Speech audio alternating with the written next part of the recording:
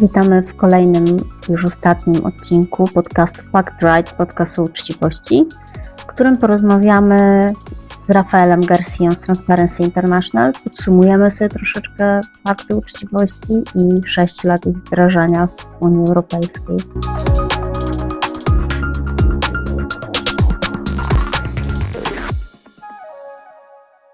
I know that the end of the year was quite difficult because of summing up the Integrity Pact Pilotaż. And can you tell me, how do you find the results of the Pilotaż, of the 5 years of implementing that very difficult project? All right, good. So let me start just by introducing myself, so it gives you a little bit of context on my answer.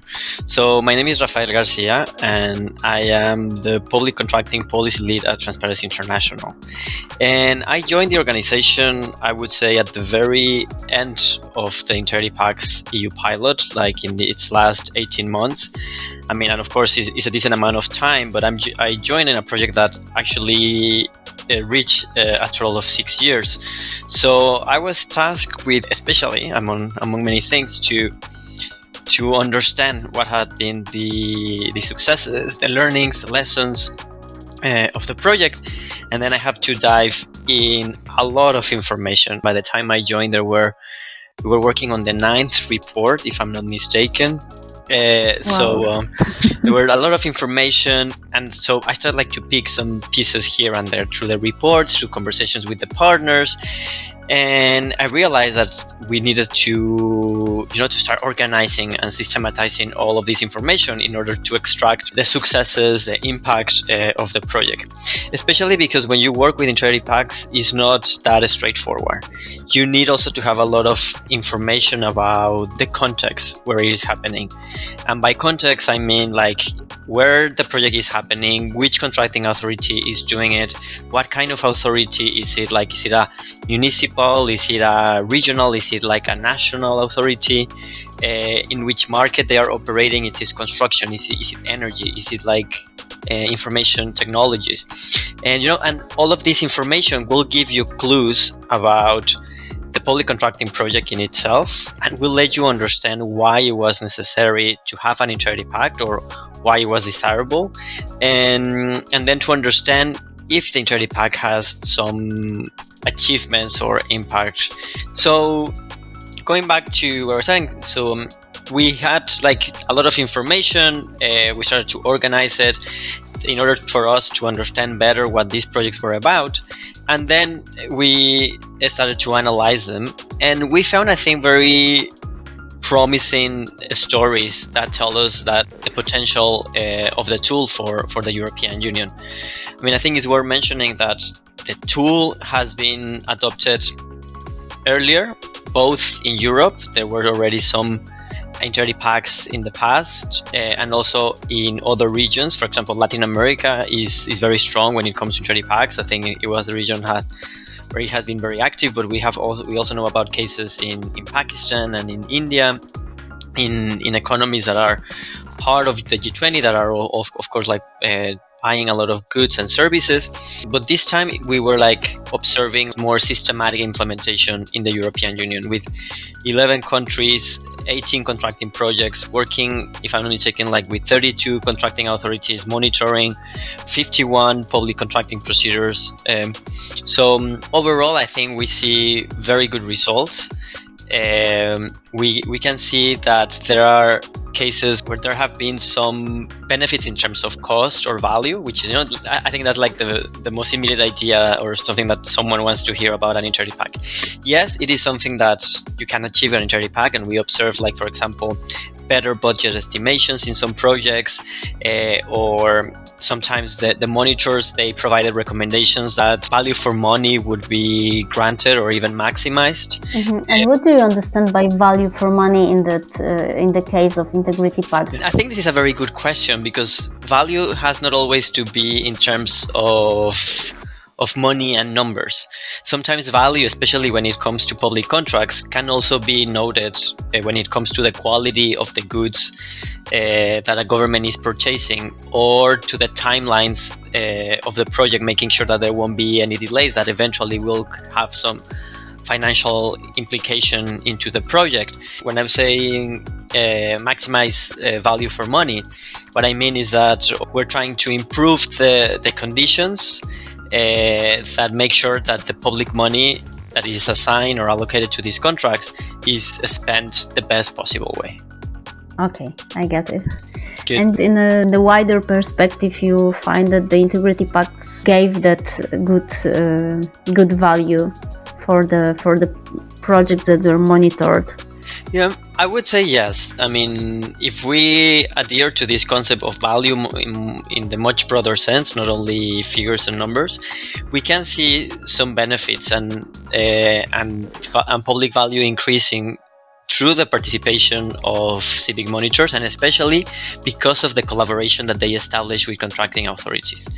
I think this is a very important aspect to highlight about the integrity pacts, because it is a collaboration and the openness that the authorities show what can actually increase or drive a bigger impact in an integrity pact.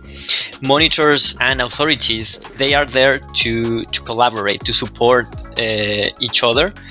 And it's not that the monitors are there to observe, just to have, like this attitude where they're like trying to spot what is wrong, what is going wrong, what is not okay, what is bad.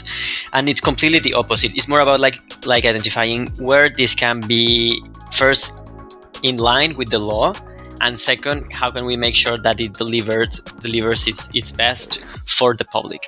So I think the integrity pacts that have shown more impact are those where we were able to spot that kind of openness and collaboration, where there was a true partnership between the authorities and the citizens, and both parties understood that they were there to help and not to point out the things that were wrong. So if you say that it's more about the collaboration, because the Integrity Pact was projected and implemented as a tool that prevent corruption mostly. So there was the part of the anti-corruption works as well, or it's like the observations after those years is that it's mostly about establishing new quality between the organizations and contracting authorities and other authorities that were engaged during the pact, or there were also the elements of the anti-corruption works or tools? I would say that there are both of them, but we have, I would say, to place them in the right magnitude or perspective. I mean, I would say that the most immediate effect that you can see in an integrity pact is definitely linked to anti-corruption, because what the monitor is, or the presence of the monitor, it kind of drives up the adherence to the law. It's a little bit of game theory, where if you have a game where you have only two players competing, they behave a certain way, and they will behave differently when a third player that is observing them will be looking how they behave and if they follow the games of the rules. So it's a little bit like that when it comes to an integrity pact. Just the fact that bidders and authorities allow someone external and independent to see how they are behaving is likely first to make sure that everyone will follow the rules of public contracting, the rules of the game, right? So the anti-corruption component is very much visible and very much present and easy to see in an integrity pact. It's about making sure that the law is being respected, that the different parties in a public contracting procedure, the authorities and different businesses, companies, individuals that may be bidding for a contract, are following the law. So I think that's the anti-corruption element, and it continues, of course, throughout the whole length of an integrity pact. But then it comes this second aspect that you are mentioning, also we could say unintended consequences or benefits of having an integrity pact. So once you have brought someone who has expertise and can help everyone to make sure that they are within the legal framework, then we will see other positive benefits of their collaboration. We will see that there will be recommendations to improve public contracting requirements or the tender requirements, the tender conditions, to make more open and transparent, the clarification meetings with the companies to make sure that all information is available online for all companies and not only for those that have contacts. And hopefully these interactions will end up leading to better contracting outcomes. And I would say that if authorities commit to these principles of openness, transparency, and participation, and they keep doing it, not only as a one-off, then we have more chances to contribute to increasing trust in our authorities and making sure that citizens know that governments are doing their best in order to use these resources and translate them into benefits in their daily lives. But I would say that the trust element is something that happens more in the medium to long term. So that's why it's important that the IP is not only a one-off, but that it is conceived as part of a broader strategy for fixing what is not working in our public contracting systems. So we really need that the Integrity Pact is, if we really want to make sure that Integrity Pact contributes to strengthening trust in authorities and eventually in our governments and in our democracies, we should not think of Integrity Pact as a one-off, but rather as a tool that is permanently considered in our public contracting systems, because it is only through the different implementations that authorities together with civil society will be able to spot what is not working in public contracting, probably to regulation, to policies, and then change them in order to make sure that our public contracting systems deliver what they are expected. And I think actually you there in Poland, you have some sort of experience of this kind. The Integrity Pact that you had allowed them to see that there were some issues with different regulation. I think some aspects with the public procurement code, but also with some construction, if I'm not mistaken, and that's true. Planning. So I think that's a way. But you now have like a clue of what might not be working in terms of law and regulation and procedures, but you need to continue having more Integrity Pacts in order to make sure, if this is a problem of implementation of the law, or is this a problem of the design of the law or of the policy. So my point here, just to summarize, is that when an Integrity Pact is part of a reform strategy of a government, it's more likely that it will not only help to prevent corruption or to identify corruption when it's happening, but also to improve contracting outcomes, and in the long run to improve the rules and practices that shape public contracting in our countries. The things that you said, are those the things that they will pass to the European Commission as the values of the implementation, or the recommendations to prolongate those programs, or to implement those programs into the law in specific countries? Yeah.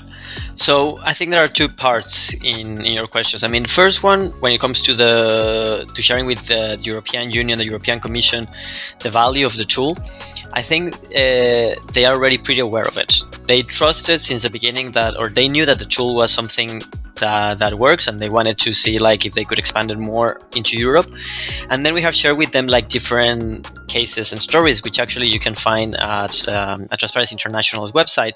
We have their different impact cases, impact stories, we call them, on different fronts, like how Integrity Pacts can prevent corruption, how can they improve competition, how can they maximize value for money, how can they bring citizens closer. So there are a series of cases, and the reaction that we have had from DG Regio, which is a unit that it's a very interesting unit, because they manage one of the largest funds within the European Union, and that's what they wanted to test Integrity Pacts. But the reaction have been very positive. They are convinced of the tool, and they would like to see more.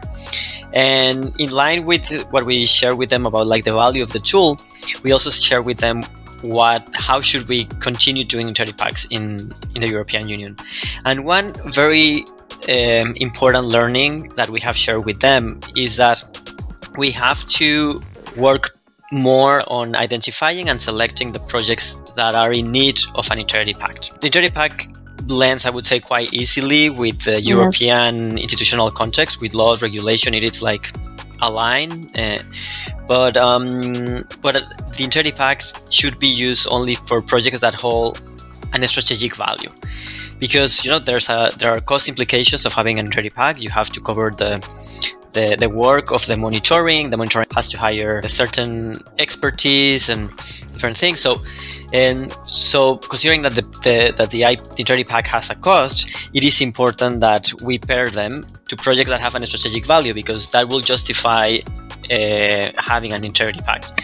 And what I mean with the strategic value is that we really need to identify those projects that, one, they are at risk of corruption or fraud, and for that, we need to, authorities need to be more open with citizens about where they are facing problems, where probably in the past they saw that some government officials were bribed, or where some corruption networks attempted to alter the result of a contracting procedure, where there might be some auditing or audits, and they pointed out to potential irregularities and probably signals of corruption. So that's one.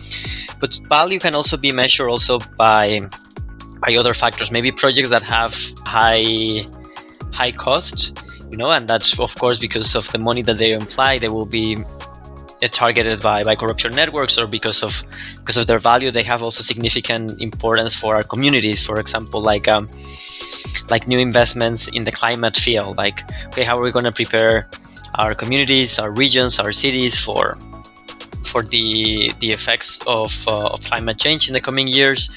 And then I would say also that strategic value is also shown also by the projects that care to a community. So for example, we could think of a project where a country is going to invest in health services, and probably certain hospitals might be closer to communities where the population is aging, and they might need better public health care because the population will be older, and that means more that the hospitals probably need more capacity, better instruments, and more medication. And maybe that's also another way to identify projects that are relevant for an integrity pact. In the end, we really have to make sure that an integrity pact is paired with a project that is either at risk of corruption or fraud, or that might be important to make sure that it delivers its best because of the effects that will have on the people's lives. And do you think are there any sectors more, except all those points that you mentioned, are there any, infrastructural investments or any other areas that would be more vulnerable and more worth to make the integrity pact in those areas? Or you just said that those three things would be just the most important during picking up projects to monitor? I mean, on this question, I'm not so sure that talking about sectors is the most adequate proxy to identify the projects that are in need of an integrity pact. I mean, naturally, for example, infrastructure will be a sector where it might be more likely or more reasonable to have an integrity pact because of the huge amount of money that are invested in infrastructure projects, and also because of the close ties that construction companies keep with politicians and political financing and stuff. So, but I think it is more than looking at a sector. We really have to look at the problems that are affecting a public contracting market, because we may have for example, some markets that we say this market is on the outside it looks like fairly efficient, but maybe in the backside, on the side of public contracting, we have seen that maybe politicians from a political party has connections to this sector, that maybe contracts have not been awarded competitively. So it's more about looking at the problems and the issues, and for that I think civil society especially, they have to be talking to different groups within society, to oversight authorities, to businesses, to citizens themselves, to the communities that may benefit of these projects, in order to keep track or where the risks for a public contracting project are, and when these are spotted, then quickly open up the conversation with the authorities involved and say like, hey, you are facing this problem. We do not want these resources to go to waste, to not deliver what they are expected. The community is concerned, and we believe a way to help overcome these challenges is by increasing transparency, accountability, and we have a tool for doing that, which is the Integrity Pact. Can you tell me, how do you think that those pacts should be financed? Because we know already from the side of like the meritorical side, but how we should finance them, and who should be the organization that would be the monitor? Well, I think here are two aspects to address. I mean, ideally, we should strive to find an independent source of funding. So ideally, the contracting authority would not be paying itself the Integrity Pact, but it would be paid probably by another authority, such as an oversight entity, or, for example, the donor or the funder of the contracting project, like the European Commission, in order to make sure that the risks for subjectivity or influence are reduced to the less possible. So that's on one front. But sometimes, it's always, there might be authorities that themselves, they want to do it and they might fund it, but it is essential in order to make sure that the monitor remains impartial and independent, is that the conditions for accessing those funds are public and transparent, that the public is aware of who is funding the project and what are the conditions attached to this money. Like the monitor will be for example, in the agreement, the funding agreement that is reached, it should be clear that the monitor will be free to publish its monitoring report with no influence of the authorities that are involved, that maybe the monitor will collect feedback and opinion, but that in the end is the monitor itself who decides what is the content of the monitoring report, and that for example won't affect its payment of the cost that the monitoring curve as part of its work. So I think that it's a combination of both. Okay, so and you think that the European Commission is interested in implementing those pacts into the EU law and making it last in the future? Yeah, I mean, actually, this was a very good surprise from our final conference, which happened last week. In one of these sessions, DG Regio expressed or let know the public that they are interested in funding more Integrity Pacts, and that they will allow recipients of EU funds to use the funds that they have for capacity building for funding Integrity Pacts. So now it's confirmed that managing authorities can request funding from their capacity building budgets and allocate them for Integrity Pacts. So I think that is good news. And what we have also sensed from DG Regio is that they are interested in willing in funding Integrity Pacts when they know exactly which project is going to be monitored and what are the reasons for that monitoring. So that's why it will be important for civil society to make very good cases of the risks and issues that could be affecting future EU investments, and build the case in order for them to secure the funding for implementing Integrity Pacts or other tools such as data analysis. I mean, there are many more, of course. Integrity Pact is not the only one, but I think overall it's like we have good news that DG Regio is interested in continuing expanding the role of civil society in public contracting monitoring. Oh, that's great. That's good information for NGOs and for finishing the project, because it shows up that it was really useful and you can see the advantages of implementing this project. So I think it's a good, really good information. Yeah, I think so too. And I was also going to say that I think probably now the challenge is that we still need to talk to more managing authorities and let them know about this possibility, and that they understand very well what they could win from having a civil society monitor collaborating with them. And for that, we have also put out like different resources and learning materials that are available in the project's website.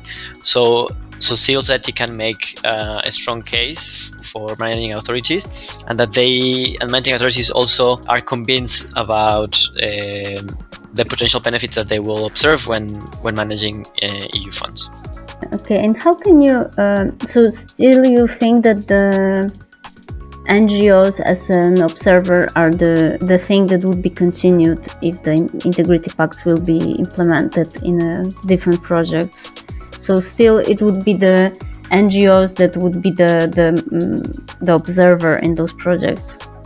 Yeah, I think it is very important that the integrity pacts are led by civil society organizations. I don't think they can be led by other organizations, especially those that are seeking profit, such as consultancy firms or political groups.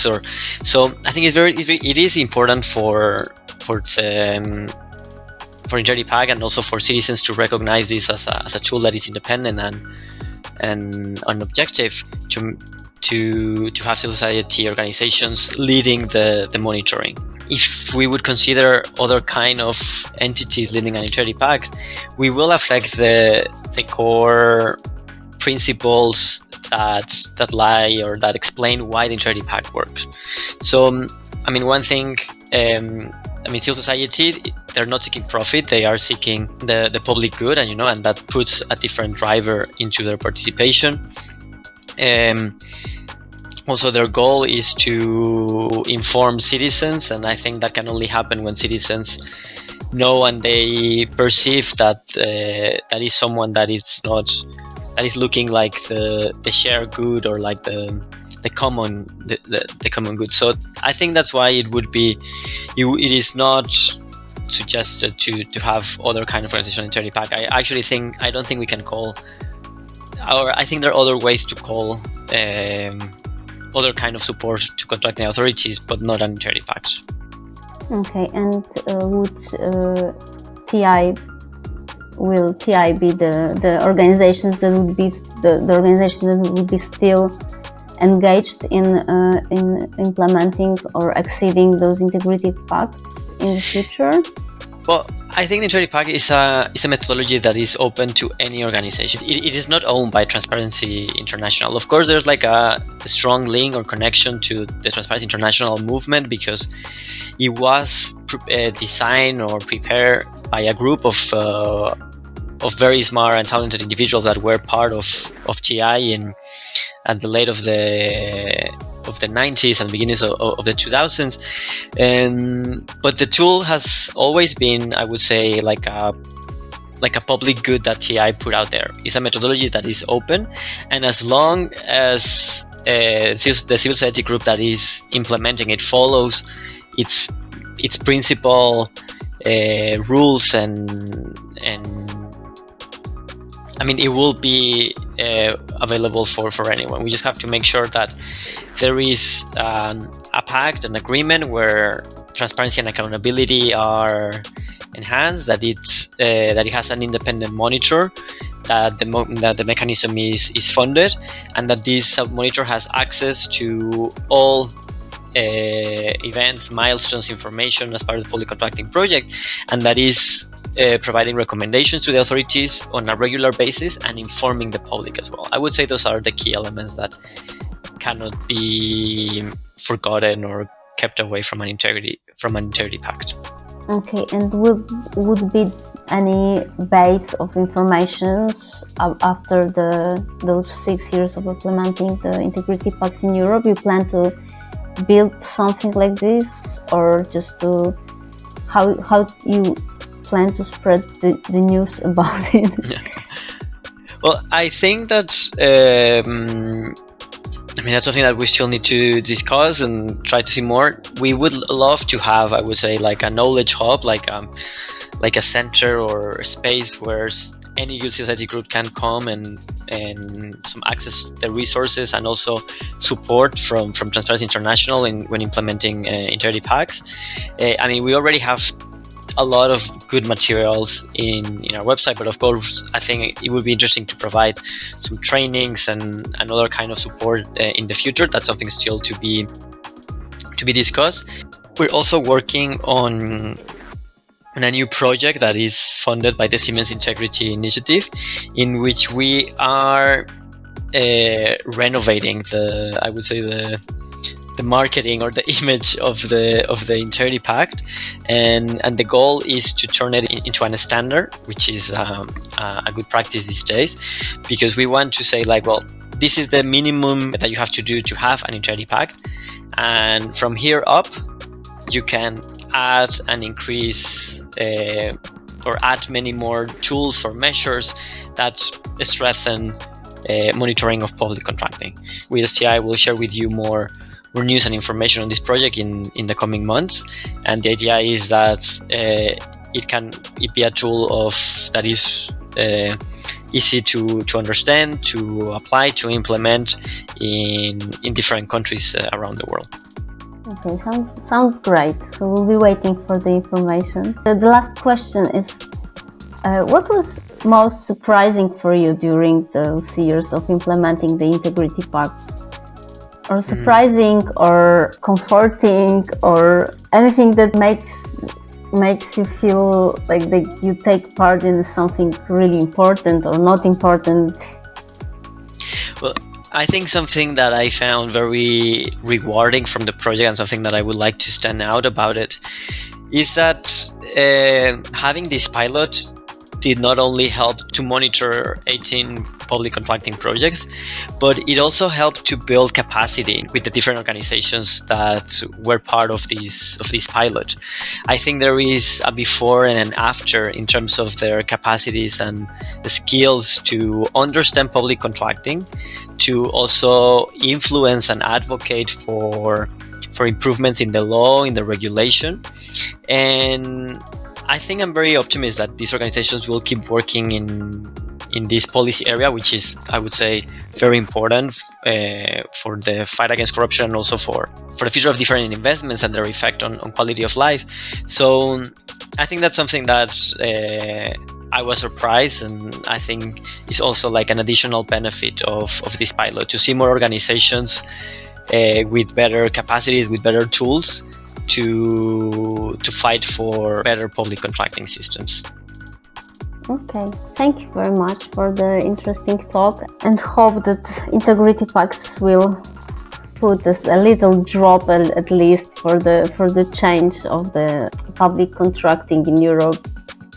Yeah, I hope so too, because I think like what is lying ahead is it's a very interesting and challenging scenario. Like the European Union is investing this huge amount of funds, and to put this like in the right dimension, the total amount of funds that are going to be invested by the European Union in this programming period amounts to the size of the Italian economy.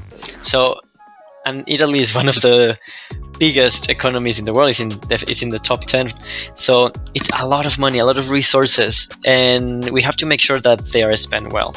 The latest Global Corruption Barometer of Transparency International had this very interesting question where we asked citizens if they believe that contracts in the European Union are awarded based on competition and fairness, and more than 50%, and in some countries it reached like to 70% in Bulgaria. I can't remember Poland's right now, but I think it was also like on the higher spectrum. Citizens believe that contracts are awarded based on political connections or bribes.